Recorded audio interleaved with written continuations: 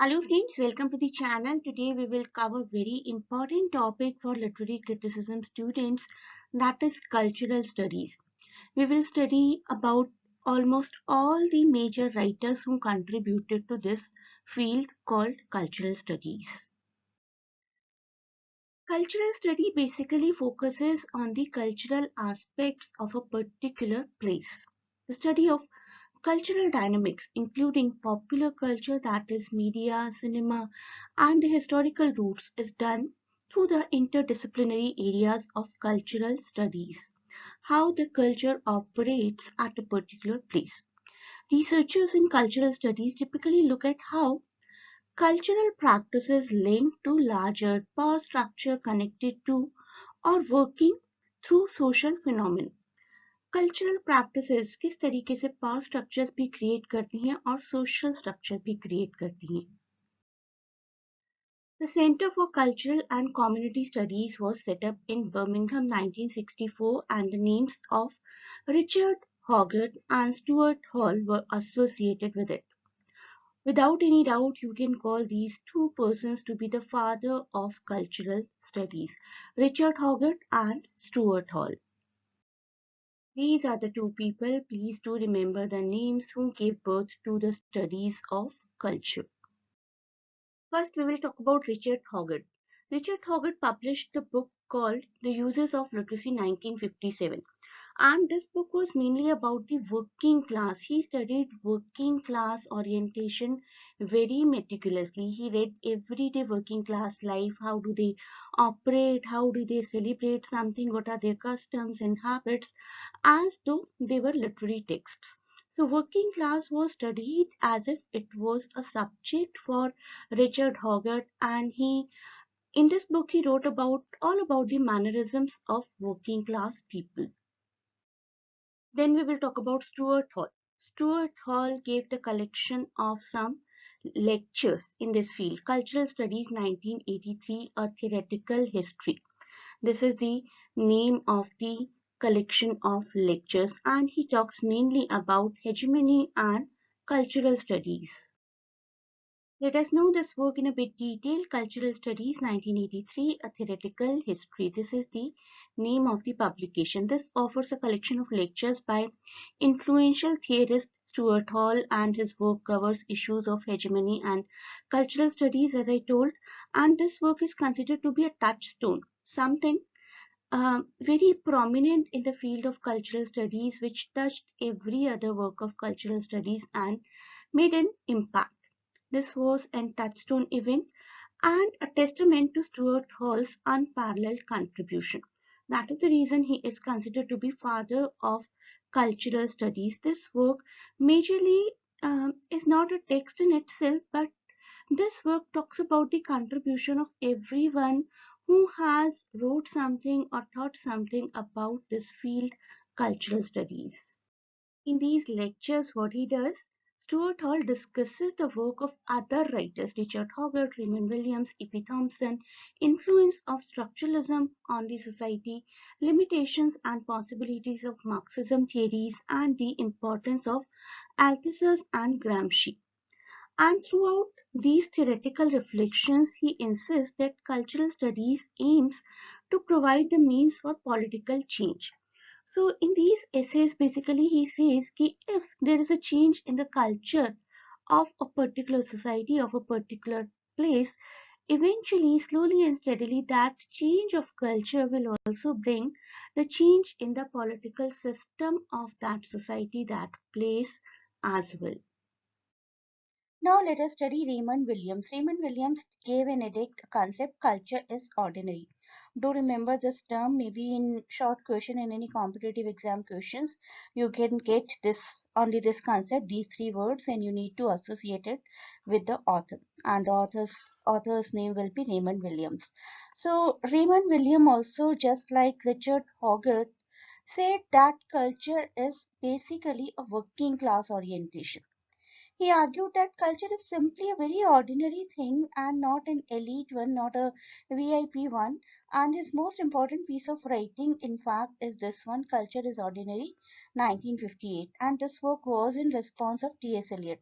T.S. Eliot always said that culture is a very artistic achievement, artistic, and a description of a whole way of life. But in Culture is Ordinary, William argues that an interest in learning or the art is simple, pleasant, and natural. So, culture is something which naturally occurs to anyone. Culture is not at all a very specific, elite, or artistic kind of thing. One more concept of Raymond Williams, that is structure of feelings. Raymond Williams coined the notion structure of feelings in 1970s to facilitate a historical understanding of affective elements of consciousness and relationships. And since then, the need to understand emotions, mood, and atmospheres as historical and social phenomena has only become more acute in an era of social networking, ubiquitous media, and a public sphere permeated by commodities and advertisement culture. Let us understand this term. Structure of feeling refers to different ways of thinking vying to emerge at any one time in history. There is a very famous saying like art is basically the slave of its era. Art is slave of its era the same way culture is also the slave of its era. Whatever contemporarily is going on in the society at a particular point of time, that becomes the culture. So culture is a structure of feelings. What an era feels in this decade, next decade, the previous decades. So whatever are the social phenomena going on in the society, basically created by all the networking, all the media, all the public sphere, that automatically becomes the culture, and it includes even commodities and advertisement culture. Culture and society is one more important concept given by Raymond Williams, a book published in 1958 exploring how the notion of culture developed in Britain from the 18th through the 19th century. So, culture and society is basically 18th to 19th century study of British culture, how industrial revolution has impacted it. Industrial revolution, social and political changes it brought in its wake, and this is done through a series of studies of famous British writers, beginning with Edmund Burke, William Cobbett, also looking at William Blake, Wordsworth, and continuing as far as F.L. Lewis, George Orwell, and Christopher Caldwell. How these writers basically brought the changes in the society of Britain during the period of 18th through 20th century. This is written in Culture and Society, and specifically these writers are mentioned. Raymond Williams also gave the term cultural materialist. Cultural materialism basically एक anthropological research orientation है which was first introduced by Marvin Harris.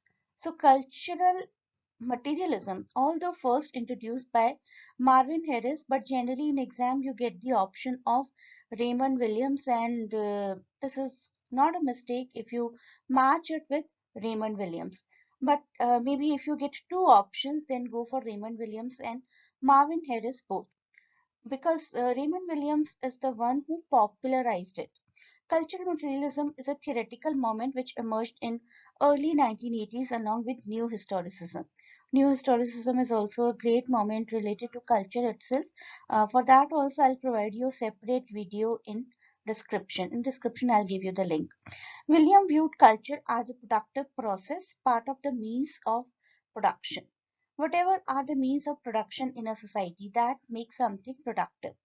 Cultural materialists analyze the process by which hegemonic forces in society appropriate canonical and historically important texts such as Shakespeare, Austen, and utilize them in an attempt to validate or inscribe certain values.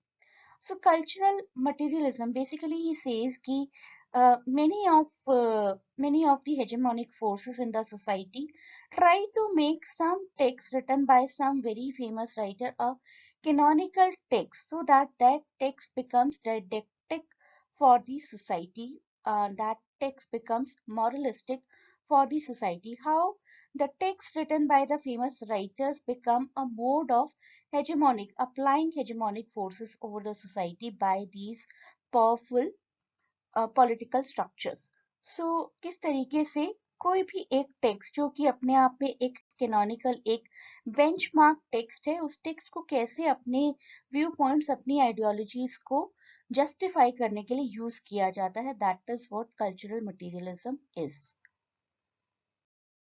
so basically cultural materialistic what does that person do they seek to draw attention to the process being employed by contemporary power structures such as the church, the state of academy to disseminate ideology. For example, although churches are very old, for example, churches are to be popularized in the society and then they will use some popular text in which maybe the protagonist goes to the church very often. They will use that text as a canonical text to make people aware of the churches and to make people aware of the culture related to churches. Cultural materialism is a theoretical framework and research method for examining the relationship between the physical and economic aspects of production. As stated by Harris, cultural materialism strives to create a pan-human science of society whose findings can be accepted on logical and evidentiary grounds by pan-human community. So cultural materialism is basically something is created as an ideology and for creating that ideology the powerful structures the hegemonic structures take help of some canonical text so that the common people can accept it easily and that can become productive.